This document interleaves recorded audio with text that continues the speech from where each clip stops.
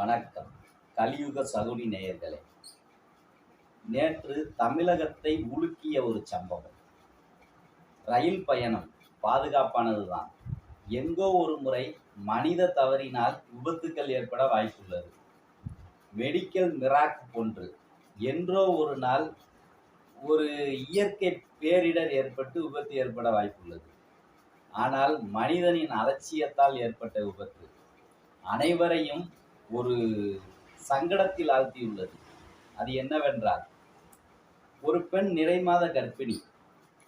கர்ப்பிணி என்றவுடன் நாம் பார்க்கும்போது அவர்களை பார்க்கும்போது அவர்கள் நடந்து செல்வார்கள். அதை பார்க்கும்போது நமது கால்கள் படபடக்கும், எங்கு தடுக்கி விழுந்து விடுவாரோ என்று. அதே போன்று விலங்கு, கடல்வாழ் உயிரினம், மனித இனம், இதில் எந்த ஒரு இனமும் தாய்மை யுற்று இருக்கும் காலம் மிகவும் முக்கியமான காலம். அப்படி சூழ்நிலையில் அந்த இனத்தை துன்புறுத்தவோ அடிக்கவோ நமக்கு எந்த ஒரு வகையிலும் மனம் முன்வராது. அப்படி இருக்கும் ஒரு சூழ்நிலையில் ஒரு பெண் 8 மாத கர்ப்பிணி, அவர் வளைகாப்பிற்காக பயணம் செய்து கொண்டிருக்கிறார், உற்றார் உறவினருடன். அந்த பெண்ணின் அக்கா, மாமா, தாய், தந்தை, கணவன் என ஒரு பெரிய பட்டாளமே உடன் செல்கிறார்கள். அவர்கள் ரயில் பயணத்தை தேர்ந்தெடுக்கிறார்கள் ஊரிற்கு செல்வதற்கு. அவர்கள் ஊர் சங்கரன் கோவில். அப்படி பயணத்தை தேர்ந்தெடுத்து பயணம் செய்து கொண்டிருக்கின்றார்கள். தற்போது வெப்ப அலை வீசுகின்றது. உலகம், இந்தியா முழுவதும் இந்த பிரச்சனை உள்ளது. இதனால் மக்கள் பல துன்பங்களுக்கு ஆளாகின்றனர். அப்படி அவர்களும் விதிவிலக்கா என்ன? பிரச்சனைக்கு ஏற்படுகிறது, மிகவும் வெக்கை. அப்படி இருக்கும் சூழ்நிலையில் இந்த பெண் தனியாக ரயிலின் படி வழி இருக்கும் அல்லவா, உள்ளே வரும் வழி, அந்த படிக்கட்டு அருகே சென்று நின்று பார்த்து கொண்டு போகிறாள்.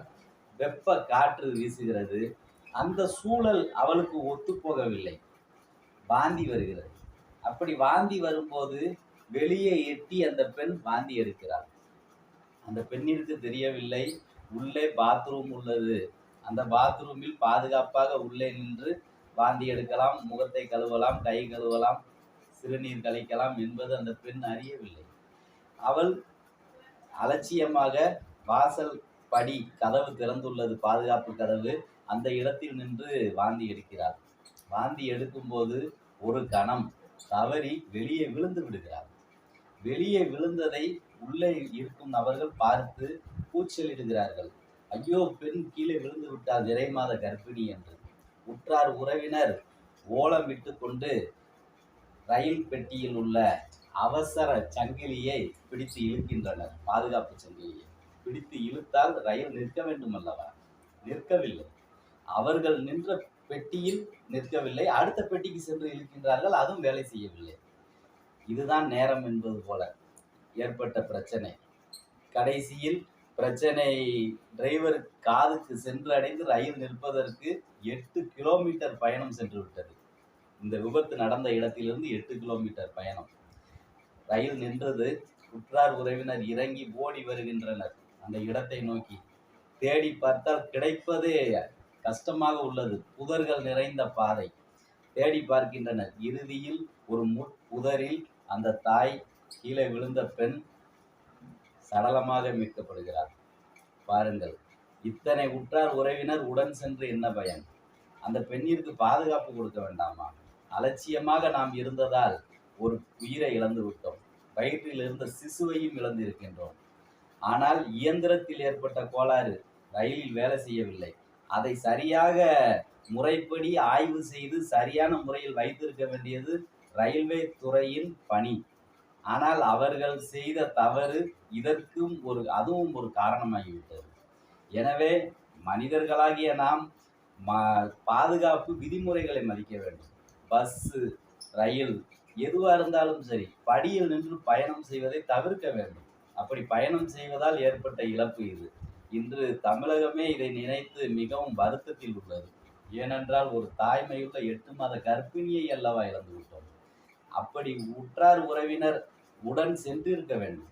அவர்களும் அலட்சியமாக இருந்து விட்டனர். ஏனென்றால் இந்த பெண்ணின் வயது 21. அவளுக்கு விஷயம் தெரியும் என்று நினைத்து தைரியமாக இருந்துள்ளனர். எதிர்பாராத விதமாக இப்படி ஒரு சம்பவம் நடந்துவிட்டது. எனவே மக்களே, நீங்கள் பயணம் செய்யும்போது உங்கள் பாதுகாப்பை உறுதி செய்யுங்கள். எதற்காக ஆபத்து உள்ள இடத்தை நீங்கள் சென்று அங்க நின்று சந்தோஷத்தை அனுபவிக்க வேண்டுமா? வேண்டாம். அது நம் உயிரை பறித்துவிடும். எனவே பாதுகாப்பாக பயணம் செய்வது முதலில் திட்டமிடுங்கள். நாம் எப்படி செல்ல வேண்டும், எந்த இடத்தில் அமர வேண்டும், எங்கு செல்லக்கூடாது, தனியாக எங்கு செல்லக்கூடாது என்பதை திட்டமிட்டு நாம் செயல்படுத்தினால் மட்டுமே இன்று இந்த ஒவ்வொரு நாளையும் நாம் பாதுகாப்பான நாளாக கழிக்க முடியும். எனவே முடிந்தவரை உங்கள் பாதுகாப்பை நீங்களே உறுதி செய்யுங்கள். குடும்பமாக சென்றீர்கள் என்றால் ஒவ்வொருவரிடம் தகவல் கொடுத்துவிட்டு செல்லுங்கள், அல்லது உதவிக்கு ஒருத்தரை அழைத்து செல்லுங்கள். இதுதான் நமக்கு மிகவும் முக்கியம். ஏனென்றால் ஒரு உயிர், ஒரு உறவு இழந்தவர்களுக்கு தான் அதன் வலி தெரியும். எனவே நாம் பாதுகாப்பாக இருப்போம், நமது குடும்பத்தையும் பாதுகாப்பாக வைத்துக் கொள்வோம். அவர்களுக்கு பாதுகாப்பு விதிமுறைகளை எடுத்து கூறி எந்த ஒரு பயணத்தையும் தொடங்குவோம். நன்றி, வணக்கம்.